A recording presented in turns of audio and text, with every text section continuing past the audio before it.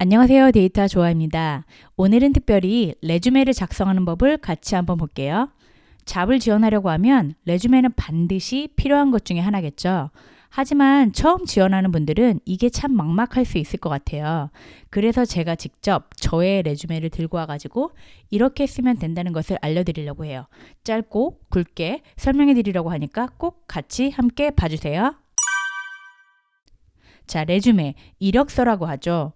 미국에서 이력서를 나타내는 단어는 레주메 혹은 CV 같은 게 있을 수 있는데요. CV는 뭔가 좀 더 학술적이고 조금 더 긴 스타일의 이력서를 많이 나타내는 반면 레주메는 인더스트리에서 원하는 양식으로 보다 간결하게 보통 1페이지에서 2페이지 그 사이에서 많이 써요.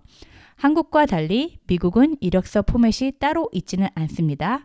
그렇기 때문에 자유롭게 내가 하고 싶은 말을 표현할 수 있는 반면 또 그렇다고 막 쓸 수는 없잖아요.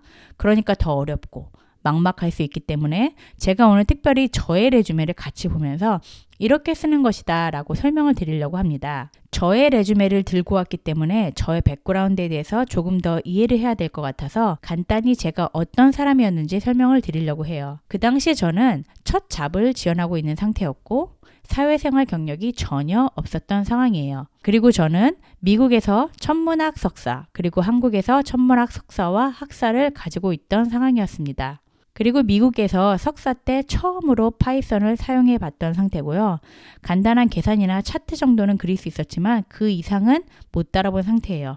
간단한 데이터만 달아본 거죠. 그래도 한국에 있을 때 제가 다른 프로그래밍으로 데이터를 좀 많이 경험을 해봤었고 그래서 기본적인 통계 지식도 있었던 상황입니다. 취업할 수 있을 정도의 영어 실력 없었고요. 그래가지고 정말 인터뷰를 위해서 많이 연습하고 공부하고 그랬어요. 그리고 사실 저는 석사를 받은 후에야 취업 준비를 시작을 했어요. 그래서 이미 1년 반 정도 지난 후였고요. 그 1년 반 사이에 제가 또 취업 준비도 열심히 하면서 비자를 바꿨어요. 학생 비자에서 영주권 비자로 이동을 하면서 결국은 가장 큰 메리트 중에 하나였던 부분이에요. 비자 스폰서가 필요 없었던 상황입니다. 이게 저의 이력서였어요. 이게 2018년 4월 정도에 제가 쓴 이력서고 제가 조금 있다가 다시 설명해 드릴 거지만 저에겐 두 개의 이력서가 있어요. 왜냐하면 한 번 이렇게 지원을 하고 그 당시 잘 안 돼가지고 제가 펠로우십을 지원해가지고 붙은 게 있거든요. 이건 잡은 아니지만 이 잡을 구할 수 있게 도와주는 밑거름이 됐기 때문에 결국은 잠시 중단하고 펠로우십에 초점을 맞춘 다음에 다시 돌아와 가지고 두 번째 이력서를 썼어요. 그리고 나서 취업을 했거든요. 그래서 첫 번째 이력서부터 같이 볼게요. 그대로 보여드릴 수도 있지만 그래도 조금 부끄러워가지고 제 이름이랑 중요한 정보들만 몇 개 가려놨고 나머지는 다 그대로예요. 자, 처음에 보시면 아시겠지만 이름을 씁니다. 이름을 쓰고 그 밑에다가 중요한 정보를 씁니다. 구글링 해보시면 알겠지만 보통 이메일 주소, 전화번호, 그리고 거주 주소 이것은 필수라고 생각하시면 돼요. 이메일이나 전화번호는 연락을 해야 되니까 당연히 필수고요. 거주지, 도시, 그리고 스테이트를 적는 것입니다. 이게 리크루터들이 전화를 할지 안 할지를 결정하기도 해요. 왜냐하면 미국은 워낙 커가지고 다른 스테이트에 사는 사람들이 여길 지원했다면 한 번 더 생각을 해봐야 되거든요. 이 사람이 진짜 올까? 왜냐면 큰 이동을 해야 되거든요. 그래서 중요한 정보 중에 하나이고 리로케이션을 하게 된다면 펀딩을 줄 수 있는지도 생각을 해봐야 되니까요. 다시 한번 말하지만 시티와 스테이트만 쓰면 되고 풀 주소를 쓰는 것은 아닙니다. 그리고 제가 밑에 추천하고 싶은 거는 이렇게 링크드인과 깃허브 이런 것들을 꼭 써주세요. 요즘은 아무래도 링크드인이 많이 발달해서 이제 사람들이 클릭을 해서 확인도 해보고 이력서랑 내용은 비슷하겠지만 조금 더 다른 정보를 얻을 수 있기 때문에 많이 확인을 해요. 그리고 또 제가 추가한 거는 여기서 캐글 주소인데요. 필수는 아니지만 제가 나의 스킬셋을 보여주기 위해서 적어 놓았어요. 그 당시 제가 만약에 캐글을 안 했다면 프로젝트를 하나도 못했을 것 같아요. 아이디를 전부 캐글해서 얻어서 데이터도 다뤄보고 다른 사람들이 쓴 코드도 봐서 많이 배웠거든요. 그리고 캐글에도 깃허브과 비슷하게 매일매일 나의 실적들이 로그인을 했나 안 했나 얼마나 많이 커밋을 했나 안 했나 등이 올라와요. 그래서 내가 열심히 코딩을 하고 있다는 것을 보여주기 위해서 추가를 했습니다. 그리고 저는 그 바로 밑에 테크니컬이라는 스킬을 썼어요. 이게 딱 정해진 포맷은 아니고 레주메는 항목의 순서가 자유로울 수 있어요. 물론 사람들이 많이 쓰는 포맷이 있긴 하지만 충분히 바꿀 수도 있고, 저 같은 경우에는 경력도 학력도 데이터 사이언티스트가 되는데 많이 유리하지 않아가지고 다 뒤로 빼고 가장 먼저 테크니컬한 스킬을 써서 리크루터들의 시야를 끌려고 애를 썼어요. 왜냐면 리크루터가 이 레주메를 확인할 때 뭐 3초, 5초 이렇게 짧게 보는데 제일 먼저 눈에 가는 것은 아무래도 윗부분이 아닐까 싶어가지고 이렇게 썼습니다. 그래서 전반적으로 데이터 사이언티스트가 필요로 하는 스킬들을 다 이렇게 나열을 했고요. 당연히 내가 할 줄 아는 스킬을 써야 합니다. 모르는 거 쓰지 마세요. 예를 들어 뭐 내가 들어봤고 뭐 1시간 정도 공부해봤다. 이런 거는 넣으면 안 돼요. 간단한 질문 정도는 대답할 수 있는 그런 항목을 넣으세요. 예를 들어 케라스 이거 써봤어? 어땠어? 얼마나 오래 써봤어? 무슨 프로젝트 해봤어? 뭐 요 정도는 대답할 수 있게 쓰시고, 제가 예를 들어 여기다가 스파크를 썼는데 강의를 하나 들었었어요. 그래가지고 넣었는데 솔직히 강의를 다 듣고도 모르겠는 거예요. 근데 제가 이걸 넣고서 엄청 후회했어요. 왜 후회했냐면 다음에 본 인터뷰에서 누군가가 물어봤거든요. 너 스파크 경험도 있네? 이거 해봤어? 그랬는데 제가 오히려 되게 어버버하고 당황했던 기억이 나요. 그러니까 질문이 들어왔을 때 잘 대답할 수 있는 거, 그런 거 중심으로만 꼭 넣기를 추천합니다. 그리고 그 다음에 넣은 게 프로젝트예요. 다시 한번 말하지만 학력이랑 경력이 데이터 사이언티스트가 되기 위해 적합한 항목이 많이 있는 사람들은 프로젝트를 넣는 게 아니라 당연히 경력, 학력을 넣지만 저 같은 경우에는 내세울 게 너무 없으니까 개인 프로젝트를 되게 열심히 했어요. 그래서 그걸 바로 넣어서 위에 테크니컬 스킬 썼는데 이게 항목만 나열한 게 아니라 직접 해봤다라는 것을 증명을 하는 거예요. 특히 데이터 사이언티스트가 첫 잡일 경우에는 이렇게 프로젝트 항목을 위에든 아래든 어디든 조금 넣기를 바래요. 왜냐하면 다른 세션에서 제대로 넣지 못한 스킬을 넣을 수 있는 찬스고, 상대적으로 경력이 적기 때문에 공간이 좀 남는 상태이기 때문에 이걸 꼭 이용을 하시면 좋습니다. 그리고 그 다음에 넣은 게 이제 드디어 경력인데, 저 같은 경우는 사회생활 경력이 전혀 없다고 했잖아요. 하지만 이제 학교에서 오래 있었기 때문에 리서처 경력은 좀 있었어요. 그래가지고 리서처 경험을 넣고 최대한 데이터 관련, 코딩 관련, 프로그래밍 관련, 아날 관련 뭐 이런 것들을 부각해서 최대한 서술하고, 이런 것도 없다. 나는 완전 문과다. 예체능이다. 그럴 때는 리더십 스킬, 커뮤니케이션, 프리젠테이션 스킬 이런 거라도 넣어서 최대한 나는 일하는데 문제가 없는 사람이고 잘할 수 있는 사람이라는 거를 보여주면 됩니다. 그리고 마지막으로 넣을 게 이제 학력이에요. 학력은 특별히 자랑할 수 있는 게 많이 없어서 마지막에 넣었고요. 완전 짧게 넣으려고 애를 썼어요. 특별히 제가 여기에 머신러닝 엔지니어라고 하나를 추가했는데 이건 사실 온라인 코스예요. 그래서 넣을까 말까를 고민하다가 너무 보여줄 게 없어가지고 이거라도 넣으면 좋겠다 그래서 넣었거든요. 짧은 강의는 아니고 수료증도 주고 숙제도 해야 되고 또 숙제를 패스해야 되는 6개월 정도의 시간을 투자해야 되는 강의라서 가치가 있겠다 싶어가지고 넣었습니다. 그리고 나중에도 이제 펠로우십 친구들이랑 얘기해봤는데 사람들이 다 추천하는 편이더라고요. 그래서 넣은 것을 잘했다 생각합니다. 그리고 이렇게 써서 원서 접수를 했는데 3개월 정도 했는데 인터뷰를 많이 받지 못했어요. 그래도 몇 개 간신히 봤는데 대부분 주니어 데이터 사이언티스트 롤 혹은 시니어 데이터 애널리스트 롤 그런 쪽에서만 연락이 왔고 인터뷰마저도 잘 보지 못해서 다 떨어졌습니다. 그래서 이제 엄청 힘들어하고 있는 상태에서 지원한 프로그램이 하나 더 있는데 그게 펠로우십 프로그램이었어요. 이게 인사이트 데이터 사이언스라는 프로그램인데 굉장히 추천을 해요. 부트캠프처럼 데이터 과학자가 되려는 사람들을 도와주는 프로그램인데 가장 큰 메리트는 공짜였고, 근데 지금은 아니에요. 그 당시에는 무료였는데도 불구하고 굉장히 지명도가 있었어요.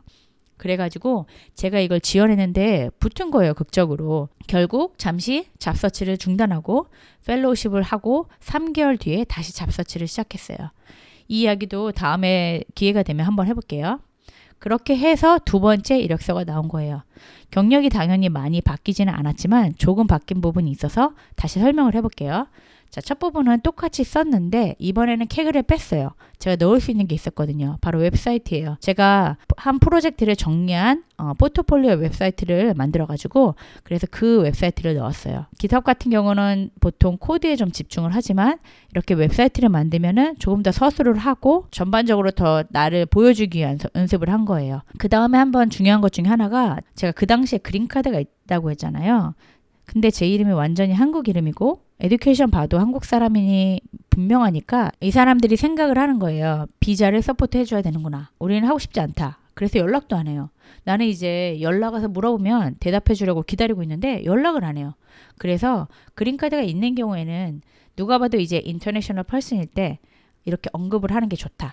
그래서 그린카드 홀더라고 썼습니다. 그 다음에 익스피리언스인데 이제는 내가 펠로우십이라는 경력이 생겨가지고 이제 익스피리언스 항목을 위에 잡아당겼어요. 이 당시에는 인사이트 데이터 사이언스가 지명도가 높은 편이었고 알룸니들이 많이 있었어요. 그래가지고 오히려 회사를 지원할 때 서류 보는 사람이 같은 데이터 사이언스 펠로우 출신이면 아무래도 조금 더 긍정적인 반응일 수 있기 때문에 넣고 펠로우가 아니더라도 다른 사람들이 보기에도 지명도가 있는 프로그램이 있기 때문에 넣어서 최대한 이제 어필을 하려고 애를 썼습니다. 그리고 그 밑에 추가한 게 어워즈인데 이거를 원래는 프로젝트 안에 따로 넣었었는데 동료들한테 피드백을 받다 보니까 이게 되게 인상적이다라는 피드백을 받아서 사실 엄청 대단한 건 아니지만 그럼에도 불구하고 이제 미국 알잖아요. 겸손이 미덕이 아니라 최대한 나타내는 거. 뭐 그게 막 우쭐하게 나타내는 게 아니라 있는 걸 그대로 하지만 말해야 되는 거. 그래가지고 데이터손에서 저희가 수상한 경력을 이렇게 넣었습니다. 그리고 나서 이제 프로젝트를 원래 5개 나왔었는데 수상 경력 하나 빼고 4개 남았는데 4개가 좀 많다고 많이 들어가지고 결국은 3개로 줄이고 그 대신 이제 필요 없는 부분 군더더기를 다 빼고 보다 정량적인 숫자를 넣어서 자세하게 쓰려고 애를 썼어요. 그리고 또한 포트폴리오 웹사이트를 추서해서 이 프로젝트에 관심 있으면 여길 가봐라 라고 또 하고 이렇게 이력서를 썼는데 사실은 제 첫 번째 이력서도 그다지 나쁘진 않았다고 생각을 해요. 굉장히 이것도 많이 준비하고 어떻게 써야 되는지 공부하면서 썼던 레주메거든요.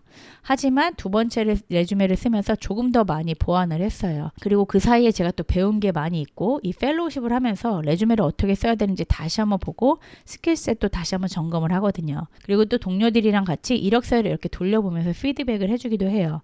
그게 정말 도움이 많이 돼요. 왜냐면 내가 봤을 때는 잘 모르겠는 것을 남이 봤을 때는 잘 알 수 있거든요. 그래서 하나하나 심지어 뭐 공백, 띄어쓰기, 글씨체, 그리고 볼드, 굵게 하냐 마냐 이런 자잘한 문제까지 수정을 하면서 최대한 레주메에다가 신경을 많이 썼어요. 이게 레주메가 단순하게 글자들을 나열하는 게 아니라 하나하나 신경을 많이 써야 되는 거잖아요. 그리고 보시면 알겠지만 내용은 많이 달라지지 않았지만 조금 더 글밥이 많은 걸 보실 수 있을 거예요.